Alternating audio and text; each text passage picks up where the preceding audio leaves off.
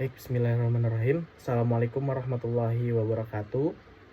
Perkenalkan, nama saya Muhammad Ali Imron dengan NIM 206510554 dari kelas 7C Program Studi Akuntansi Manajerial. Di mana di sini saya akan menjelaskan mengenai topik satu pendahuluan, yang mana subtopik daripada topik pendahuluan ini adalah perilaku biaya aktivitas. Yang mana pada kesempatan kali ini saya akan membagi menjadi 6 pembahasan. Yang pertama ada perilaku biaya, lalu pengaruh manajemen terhadap biaya, karakteristik biaya dihubungkan dengan keluaran, pengaruh perubahan volume kegiatan terhadap biaya, pemisahan biaya semi variabel, serta yang terakhir adalah teknik pemisahan semi variabel. Mungkin kita masuk ke pembahasan pertama, yaitu perilaku biaya. Jadi perilaku biaya adalah istilah umum untuk menggambarkan apakah biaya masukan atau input aktivitas adalah tetap atau variabel dalam hubungannya dengan perubahan keluaran aktivitas. Penggolongan biaya sesuai dengan perilaku biaya merupakan faktor kunci yang sangat penting di dalam menaksir biaya masa depan dan bermanfaat untuk pengambilan keputusan. Pembahasan mengenai perilaku biaya umumnya dihubungkan dengan faktor-faktor yang mempengaruhi perubahan suatu biaya. Terdapat 3 faktor penting yang mempengaruhi perilaku biaya. Setiap faktor saling berkaitan antara faktor yang satu dengan faktor yang lainnya. Baik, selanjutnya yang pertama kita bahas mengenai pengaruh manajemen terhadap biaya. Jadi manajemen merupakan salah satu faktor yang dapat mempengaruhi perubahan biaya. Atas dasar pengaruh manajemen terhadap biaya yang dapat digolongkan menjadi 2. Yang pertama adalah biaya terkendali dan yang kedua adalah biaya tidak terkendali. Di penggolongan biaya yang atas dasar pengaruh manajemen bermanfaat untuk perencanaan dan pengendalian biaya dalam rangka untuk menilai. Jadi yang pertama tadi kita bahas mengenai biaya terkendali atau controllable cost. Jadi di mana biaya terkendali adalah biaya yang langsung dapat dipengaruhi oleh seorang manajer tingkatan tertentu dalam jangka waktu tertentu juga. Untuk menentukan seorang manajer tingkatan tertentu dapat mengendalikan biaya atau tidak, sehingga ini dapat menentukan biaya menjadi tanggung jawabnya atau tidak, dan dapat dipakai pedoman berikut ini. Pertama ada jika seseorang memiliki wewenang dan mendapatkan atau menggunakan barang dan jasa tertentu, maka biaya yang berhubungan dengan pemakaian barang dan jasa tersebut merupakan tanggung jawab orang tersebut. Lalu kriteria yang kedua adalah apabila seorang secara berarti dapat mempengaruhi jumlah biaya, tentu melalui tindakannya sendiri, maka orang tersebut harus dibebani tanggung jawab atas biaya tersebut. Dan kriteria yang terakhir adalah apabila seorang ditunjuk oleh manajemen untuk membantu pejabat yang sesungguhnya bertanggung jawab atas suatu elemen biaya tertentu, maka orang tersebut ikut bertanggung jawab terhadap biaya tertentu tersebut bersama dengan pejabat yang dia bantu. Lalu yang kedua kita membahas mengenai biaya tidak terkendali atau uncontrollable cost. Biaya yang tidak terkendalikan adalah biaya yang tidak dapat dipengaruhi oleh seorang manajer atau pejabat tingkatan tertentu berdasar wewenang yang dia miliki atau tidak dapat dipengaruhi oleh seorang manajer tertentu dalam jangka waktu tertentu. Lalu kita akan membahas mengenai karakteristik biaya dihubungkan dengan keluaran. Jadi untuk tujuan pengendalian manajemen, khususnya hubungan biaya keluaran, maka karakteristik biaya dapat digolongkan menjadi tiga kategori. Jadi yang pertama ada biaya engineered atau engineered cost, lalu yang kedua ada biaya discretionary atau discretionary cost, dan yang ketiga ada biaya commit atau commit cost.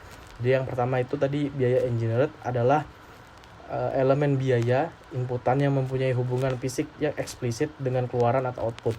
Untuk menentukan hubungan fisik yang eksplisit antara biaya dengan keluaran digunakan dengan 2 analisis. Jadi analisis pertama adalah analisis engineering dan yang kedua adalah analisis biaya historical. Selanjutnya biaya discretionary atau discretionary cost. Biaya ini adalah meliputi semua biaya input yang tidak mempunyai hubungan yang akurat dengan keluaran atau output. Biaya ini biasanya diperlukan untuk menghasilkan keluaran yang bermanfaat bagi perusahaan, tapi keluaran tersebut tidak memberikan hubungan yang akurat dengan masukan. Dan yang terakhir adalah biaya commit atau commit cost.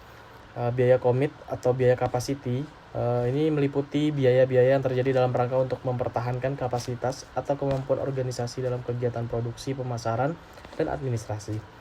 Lalu selanjutnya kita akan membahas mengenai pengaruh perubahan volume kegiatan terhadap biaya.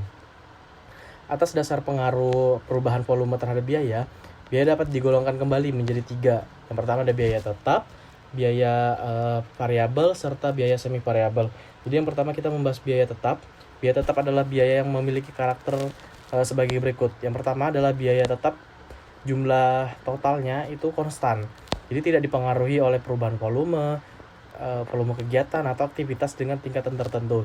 Lalu ada biaya tetap per satuan atau unit cost. Ini berubah berbanding terbalik dengan perubahan volume kegiatan. Jadi, semakin tinggi volume kegiatan, maka semakin rendah biaya satuannya. Sebaliknya, semakin rendah volume kegiatan, maka semakin tinggi biaya satuannya.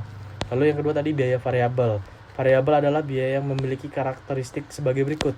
Yang pertama, biaya yang jumlah totalnya berubah secara sebanding dengan perubahan volume kegiatan.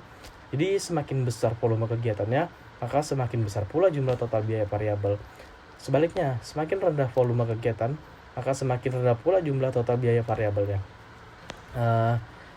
Lalu biaya variabel persatuan ini tidak dipengaruhi oleh perubahan volume kegiatan, jadi biaya satuan ini konstan. Dan yang ketiga adalah biaya semi variabel. Biaya semi variabel memiliki karakteristik sebagai berikut.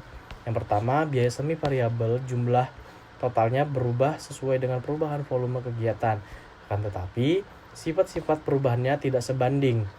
Lalu yang kedua, biaya semi variabel persatuan berubah terbalik dihubungkan dengan perubahan volume kegiatan, tetapi sifatnya tidak sebanding.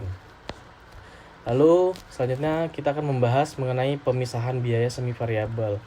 Untuk memisahkan biaya semi variabel ke dalam biaya tetap dan biaya variabel dapat digunakan beberapa pendekatan pemisahan yang meliputi yang pertama ada pemisahan biaya semi variabel. Ini kita dibagi menjadi 3 kembali. Yang pertama ada pendekatan intuisi, lalu yang kedua pendekatan engineering, serta yang ketiga adalah pendekatan perilaku biaya sesungguhnya masa lalu. Jadi yang pertama tadi pendekatan intuisi. Pendekatan intuisi atau metode intuisi menggolongkan biaya ke dalam biaya tetap dan biaya variabel dengan meneliti kegiatan, misalnya kegiatan produksi, adanya surat-surat keputusan manajemen, dan kontrak-kontrak perjanjian dengan pihak lain. Lalu yang kedua ada pendekatan engineering. Pendekatan engineering atau engineering approach adalah metode estimasi biaya dengan cara mengidentifikasi hubungan fisik antara kegiatan, misalnya kegiatan pabrik dengan biaya. Jika ada hubungan fisik yang sifatnya langsung antara kegiatan dan biaya, yaitu naiknya kegiatan diikuti secara langsung oleh kenaikan biaya atau penurunan kegiatan diikuti secara langsung oleh penurunan biaya, maka biaya tersebut adalah biaya variabel. Dan yang ketiga adalah pendekatan perilaku biaya sesungguhnya masa lalu. Jadi maksudnya ini pendekatan perilaku sesungguhnya masa lalu, bahwa biaya masa datang akan mempunyai perilaku yang sama dengan biaya masa lalu. Jika ada perubahan yang cukup besar terhadap mesin-mesin atau metode produksi atau produk diolah atau kondisi eksternal yang mempengaruhi perusahaan, maka data biaya masa lalu yang dicatat oleh akuntansi tidak mencukupi untuk menaksir biaya masa datang. Lalu yang selanjutnya kita akan membahas mengenai teknik pemisahan semi variabel. Atas dasar pendekatan perilaku biaya sesungguhnya masa lalu, biaya semi variabel dapat dipisahkan dengan menggunakan beberapa teknik. Yang pertama ada metode titik tertinggi dan titik terendah. Lalu yang kedua ada metode grafik statistikal. Lalu yang ketiga ada metode garis regresi. Terakhir ada metode regresi berganda. Mungkin itu aja yang bisa saya sampaikan mengenai perilaku biaya aktivitas. Kurang lebihnya saya mohon maaf. Terima kasih sudah menonton sampai akhir. Semoga ilmunya bermanfaat. Wassalamualaikum warahmatullahi wabarakatuh.